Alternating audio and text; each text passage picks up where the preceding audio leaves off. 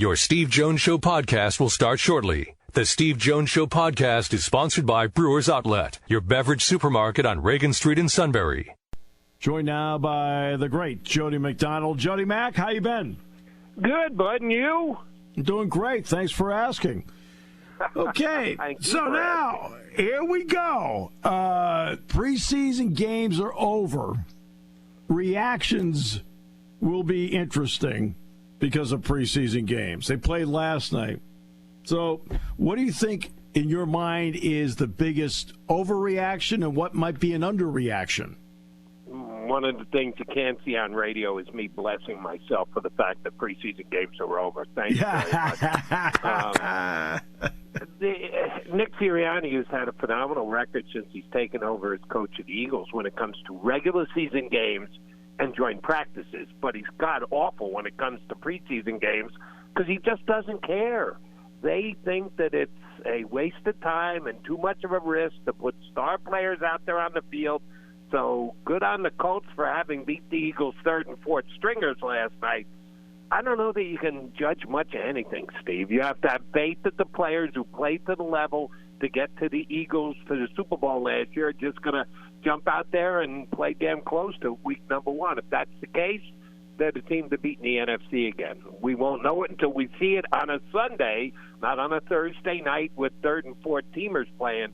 So I don't know that you can learn much of anything with the way the Philadelphia Eagles handle preseason. I can't agree with you more. I mean, in the Peyton Manning era, ironically, the Eagles played the Colts last night. They were 4-28 in the preseason in the Peyton Manning era. He never played. Last I checked, they were regulars in the playoffs. And, oh, by the way, you, me, and Jalen Hurts all tied for touchdown passes in the preseason. That would be 0, 0, and 0 because Jalen didn't play, you didn't play, I didn't play. So we're keeping up with pretty good company. Yeah, no question. When you look at a couple of the subtle things, though, that do have to go with this team, when you look at guys like Nakobe Dean and the kids, you know, all from Georgia, Jalen Carter and Davis, what's your thought on what each one needs to do to advance that cause? What does Dean need to do? What can Carter contribute? And what can Davis do to make himself better so that the Eagles defensively are better in your mind? Even though Davis and Carter were both first-round picks and Nakobe wasn't taken till the third round, he is easily the most important of the group. The Eagles may downplay the need of a linebacker, except for the fact that they got good linebacker play. Let both of them walk out the door, but they got good linebacker play on the way to the Super Bowl last year. The Eagles have such depth on the offensive line, specifically at the defensive tackle position, and Davis and Carter are part of that, but they've got other good players who play there as well. So, yeah, it's incumbent on Nakobe Dean to hit the ground running. We got to see some of him in the preseason. Those who go to the joint practices said he played well enough there, and that's why he didn't even play in last night's game. I was a huge fan coming out of college. I thought the Eagles should have used a second-round pick on him. And when they got him in the third, I was ecstatic. People want to point to the fact that he's undersized. He's a player, and he's going to be a player, and he's going to be very good at middle linebacker, and he will be the captain of that defense. But he needs to be because the Eagles are going to be leaning on him to be that good. The other two guys are just flat-out studs as far as talent go, but we need to judge them when they get out there again on Sunday afternoons. Flashing plays and Carter's first play from scrimmage, he beats the offensive lineman and gets the quarterback. Hey, great. It's phenomenal. He looks like he's going to be everything he's supposed to be. He needs to do it for an entire season. Yeah. And the undersized part, I mean, I'm like you, Jody. I'm looking at, I want to see athletes, but I'm looking at football players. Sam Mills was undersized. He was a football player. Yep. London Fletcher was undersized. He was a football player. Dean gives me the impression he's a football player. Same here.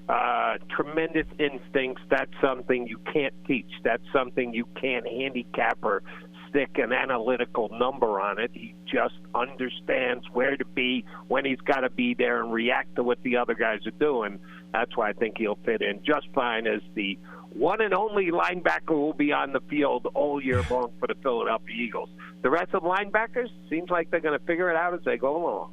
Right, exactly. The running back part of it, we could talk about Jalen Hurts, but you still have to run the ball sometimes. Miles Sanders is now in Carolina. Swift, Gainwell, Boston Scott, they're all there. What's your thoughts on what the Eagles have potentially at running back and in the running game? Should be fine. I don't think there's a dominant back amongst them.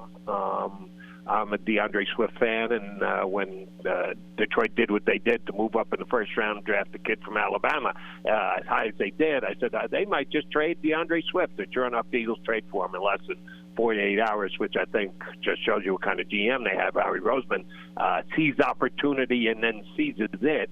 I'm very intrigued by Kenny Gainwell coming into the year because it looks like he's their lead guy, if they have a lead guy. I don't even know if you should call him a lead guy, but of those that will be on the roster, I think they're starting with the belief that he's going to be the biggest producer and get the ball more than anybody else.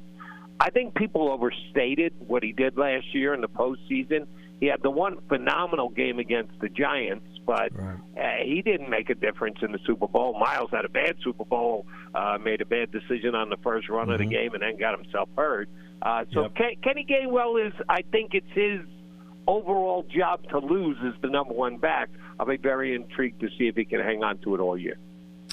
Jalen Hurts is obviously one of the top players, not just in the division, but in the league.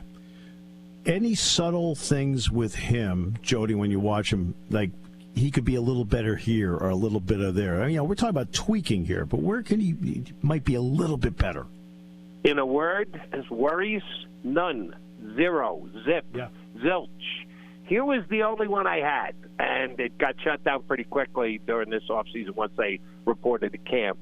I feared that Jalen might be grasped by too many people, that everybody was going to want a piece with him, and everybody's going to want to do interviews, and they're going to want to do commercials, and they're going to want to do stuff for the Eagles and their sponsors and everything else. And he's such a good kid that he might not be able to say no. But then I hear that they asked him to do the quarterback show for next year, the one that they did this year on Netflix. It was very good. That used Marcus Mariota, as a matter of fact, before he ever became an Eagle. I thought that's the kind of thing that could take Jalen away from what he needs to do to continue to become great. No, he has said in every interview that he's done, including the big one he did in Sports Illustrated, football's my life. It's my number one priority, and that's what I work at every single day, and just try and fit my rest of my life around it. You can't ask for a more dedicated player than that.